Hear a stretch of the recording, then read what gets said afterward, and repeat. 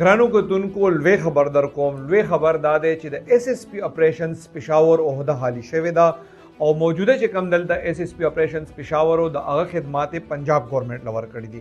د حواله سره د وفاقي ګورنمنټ کیبنټ ډیویژن نه چې کوم اعلامیه جاری شوې ده د هغې مطابق د گریډ 18 پولیس افسر کاشف ذوالفقار له پروموشن ورکړی دی او د هغه په 19 گریډ کې ترقی شوې ده. د هغې نه پس وفاقي حکومت د هغه خدمات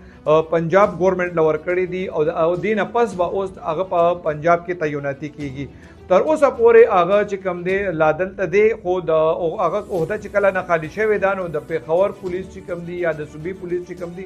اته افسران داسې دي چې هغې د اس اس پی اپریشنز پېښور تعیناتۍ دپاره خپل باغ دوړ شروع کړی دی. تاسو ته به یاد وي چې د کاشف ذوالفقار نه مخکې دلته په پېښور کې کاشف آفتاب عباسي اس اس پی کله چې هغه بیا تقریبا 3 میاشتې وشوې چې هغه کله ټرانسفر شو